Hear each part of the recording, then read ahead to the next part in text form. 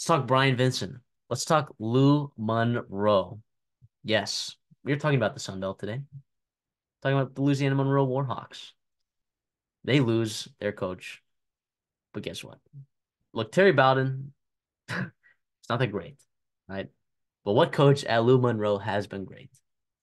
Mm, it's been a while. It's really hasn't been really ever in the FBS ranks. So, CD, in your opinion, what is there anything that makes this an attractive job at all? Being in a conference, that's fantastic. We love the Sun Belt, Love okay? the Sun Belt. Right? I don't know if ULM has quite the funding for a good salary for these guys, for a pay increase and for a good thing. As Terry Bowden was literally making 435K, which is literally the lowest publicly available salary of any FBS coach in college football. That is tough to be at. If you are trying to find good quality candidates, when you want maybe want to take a guy from the P5 ranks, a very up and coming coordinator from the Power Five, you want to lure him to be a head coach, but you're literally going to have to lure him with a pay decrease. Right? A lot of these Power Five coordinators are making almost $1 million. That's double your budget right now. It's not like you have the income from like a surplus income from a buyout because Terry Bowden, you kind of had to pay him out and whatever. But it's not like someone like with James Madison, which we'll talk about. Perk was $1.2 million to buy him out. And so you get that money to spend back into the football program, yada, yada, yada. And unfortunately, they don't really have the funds here to do so yet. We'll see what the Sun Belt does with their TV deals coming up here. Hopefully, they get going with that because I do think it's a very good conference and it's building up to be that fifth best conference in college football. But that just makes it harder for the bottom feeders, That's the right, to thing. climb up. You're adding James Madison, you're adding Old Dominion, Southern Miss, Marshall, all these teams that are better programs than you are resource wise and in positions to succeed and come in right away, as we saw James Madison do the past couple of years. So it's tough. But I do like the hire. I like the hire. I think the spot is tough, but I think what Bryant Vincent did is exactly what they needed to do at ULM. They were dead last in the Sun Belt in offense, very far behind a lot of the programs where they want to be at. Similar position that New Mexico was in, right? Just a year ago, right? In 2022, I think they were dead last in the Mountain West. They had 228 yards per game. And just a year with Brian Vincent under the helm, they are up to 410 yards per game. Good for fourth in the Mountain West. That is awesome. And I get and they did it at a team that was obviously not very talented. They did it in a losing effort a lot of times where Danny Gonzalez ended up getting, fired there. They got new coaches and whatnot going in there to New Mexico. But yeah, I think he's a very interesting offensive mind. He had success everywhere he's been at UAB. He was in the Sun Belt with South Alabama when they first started. He was in the Sun Belt with UAB, rebuilding that program back when they eventually reinstated a football program. So if there's anybody that can do it, right, in my opinion, anybody can do it and really get this program in a little bit better spot, right? Start making 4 to 5 wins, 6 wins every once in a while. It might be Brian Benson. Yeah, so who is Brian Vincent is a really good question with all this. As CD was mentioning, he was former offensive coordinator at New Mexico. Also was former offensive coordinator at UAB until he took over in the interim spot for that year that they won 7-6. Dwayne McBride went for 1,700 yards, yada yada yada. Pretty good season for them, if you ask me. And then he's also at South Alabama on their offensive staff. Uh, so I really tried to dive in, like, what's the connection here, right? Like, how did so ULM, right? It's their first year of their AD, right? His name is John Hartwell. He's from Mobile, so I thought, maybe there's a connection there with South Alabama. John Hartwell went to the Citadel, so nowhere even close to South Alabama. They were never even in Mobile at the same time, so hard to see that. Maybe he had some friends that heard some things around the program at South Alabama, but John Harbaugh, he's been a AD at a couple different places, Utah State notably, and notably at Troy. And he actually hired Neil Brown originally at Troy, which in hindsight was a pretty good hire. Ended up getting promoted to a Power Five job at West Virginia. So I would say that was a pretty good hire. He got that one right there at Troy. Can he get this one right again? It's a very complicated, very, very complicated job. Like CD said, you need to bring in kind of an offensive mind, and it looks like they kind of did that for the most part, but really it's just such a tough spot. It is such a tough spot. When we talk about coaches, we're gonna give our grades later. We always do. Right? If you haven't checked out our early coaching videos, please do that. Like and subscribe, of course. But like those videos, more importantly, comment. give us more intel and things. We miss things, of course. You have to understand expectations before you give someone a grade, right? Like you need to understand like a B for us is like they're gonna meet those expectations uh reasonably. A's they exceed expectations. C is that they will not meet them, right? And what are the expectations, right? Like we try to be as realistic as possible, but we also have to look at what is the fans looking at for? What are the ADs looking for? Like what are their expectations? We're trying to balance that here. Everyone's expectations are a little bit different, but here's the reality of the Louisiana Monroe program. All right. In the comments, I want you to go right now to the comments if you're watching this video, and I want you to guess the number of bowl games that Louisiana Monroe has been in. I'll give you 5 seconds. They've been in power in the FBS since 2001, by the way, just to give you some context. All right. I'll give you that is less than 5 bowl games. All right. Now I want you to tell me the record.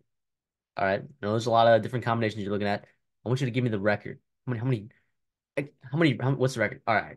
How many wins, right? That comes along with the record. Just tell me the number of wins. All right. Here's your answer. Number of bowl games that they've been a part of. They've been to one bowl game and they lost that bowl game. They're 0-1 all time in their program in bowl games. That is the kind of level of program that we're talking about here. Lowest paid head coach in college football, publicly available salaries. That's the kind of program that you're dealing with. And in that bowl game, right? They played against Ohio in the Independence Bowl in what was it, 2012, 2005 or something like that.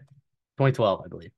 They lost that by 31, which currently stands as an independent bowl record of the largest margin of defeat in that bowl game. Right? That is the kind of level of program that we're dealing with, and it's difficult. And I'll agree with Christopher that this is a good hire for what you're going to get. Like probably some of the best of the barrel that you're going to get, but it's not what you were. It's not a program saving hire, I don't think necessarily. Yeah, I do think COVID really struck this team pretty badly. They were kind of getting going under Matt Vider as much as they could as the ULM program. They were at 6-6, 5-7, right, winning almost on average about 5 games a year, up to 2019, and then 2020 struck, and they went Yeah, 0-10, and I then they mean, had to fire Matt Vider. Terry Bottom stepped COVID. over, and it really struggled. And he gained 8. They won 4 more games than they did the year before. And they went to 4-8, but then it just didn't get much better, and eventually got worse this year. And so they decided to make the change there.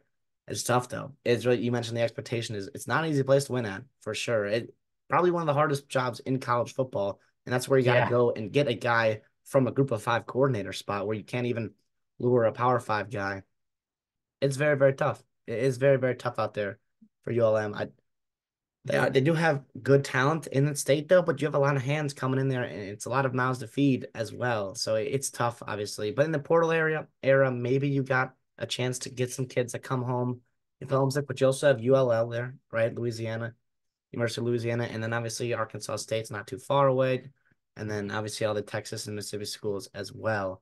the Um, Alabama schools, the Mississippi schools. I mean, just it's a lot of competition there, there's and so much. It's overwhelming for a program like this. Like it really, it is hard to compete. which is why you need a guy that can win and elevate without the talent they have. And that's why I think Bryant Vincent was so attractive to this administration, to the AD, because of what he did at New They Mexico did their homework. with less superior talent. It was a good find for him, for sure. They It was did a their really homework. good find. And also, an interesting crossover between the AD and Bryant Vincent is they actually, well, I don't know, there's a bunch of crossover, but he's from Mobile, right? The AD. And Yeah, so Bryant Vincent we talked about actually that. came up with um in the high school ranks in Alabama, was a very successful high school coach in the state of Alabama. So maybe there's connections there and whatnot. He respected him for doing all of that. But obviously no coaching or like same actually staff in overlap. So not much to go off of there. But I do think it's tough to. It's really, really tough. The expectation is what? 4 wins a year? 5 wins? The expectation Make a bowl is game? 4 wins. Like that like year over year, like you're gonna average 4 wins if you're meeting expectations, I, right? I The, think the problem is though, as an AD, like that's not what gets you donors. can't sell Like that. you can't sell that. You can't sell not making bowl games. So here's the thing. My expectations, right, for this are going 4-8 every single year. And he can do that for 4 years in a row and he'll get canned because that was not the AD's expectations, right? Like so it's just or the fans' expectations. So I will give this it's hard to give it a it's hard to give it anything higher than a B. I'll give it a B minus because I think that they could meet my expectations, but my expectations are going to be way different than the fans and the AD's expectations. So I don't think they meet the fans and AD's expectations, but I think they can meet. I think Brian Vincent can win 4 games a year. Uh, I mean, their schedule looking at next year, they might not win a single game. Jackson State, they'll probably be favored in, and we'll see how Southern Miss and Marshall and some other schools. But it's a tough conference. Like the Sun Belt's really deep. We saw that in the regular season, not so much in the bowl season, but we saw it in the regular season. But obviously, a program like ULM and the lack of funding and endowment they have there cause you to have some buy games. You have to go to Texas, which they go next year. You have to go to Auburn and get slaughtered and take the check, take the losses. And unfortunately, that's not helping you make a bowl game. That's not helping Bryant Vincent keep his job there. No. I don't know.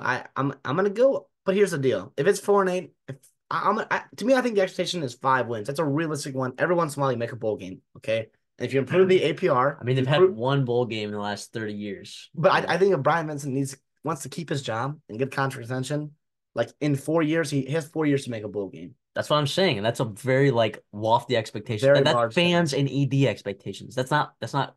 Is that your expectations? No, but that's the reality of his situation that he's in right now. Unfortunately, So you have to is it balance it. unfair? So you Absolutely. have to balance it. Is it why this job was maybe not as attractive as other jobs that we covered this offseason? Absolutely, but also like he getting a little pay raise, right, to come over to ULM from a group of 5 coordinator job. So we'll see though. I do think here's what I'll do. I'm gonna give him the benefit of the doubt. I have a really good feeling about this job. Wow. I'm gonna go B plus here. I think ULM. It's been a lot of doom and gloom so far in this video. I do think he gets it done here. I do think they make a bowl game in 2026, 2027. He gets it done with the running game. The thing is with this, like you can scheme up some wins here, and if you get two to three wins in the out conference, and you got to just scrape together 3 wins in the Sun Belt, you can get it done. You can get it done there. And I don't know. I don't know. I Yeah. think what he can do with his running backs, and that's a good sell in the portal, what he's done. To be able to get some guys that maybe are frustrated with their playing time where they are at, and they're like, hey, I want to be in this offense here. We saw Dwayne McBride and others have a lot of success running the football with his offense. Let me go back and get it done here. Yeah, I'll piggyback on your thought of like, the payment of this coach. Like if you're gonna take this job as a head coach, you're getting a pay decrease, right? Like and you see like a lot of the national media covering, and it's like I don't think like a lot of them do understand this very well, but a lot of them like don't. Like a lot of them will like give this hire like a D plus or C minus. Oh, they hired the New Mexico offensive coordinator, right? Like they cannot afford. They literally cannot afford to pay. What is Elijah Robinson would have made over $1 million as a defensive line coach Yeah. if he had stayed at Texas A&M. That is double what Brian Vincent is making as a head coach of a college football program. Not only a head coach of a college football program, a head coach of one of the worst college football programs out there. So it's like, how do you, how could you possibly lure a Power Five coordinator to this job? You can't do it. You can't do it. Terry Bowden was a pretty low level coach at Clemson before he got to the ULM. Like this is not. It's kind of the reality of the situation. But the thing is, you can catch fire with one of these guys. You can do it.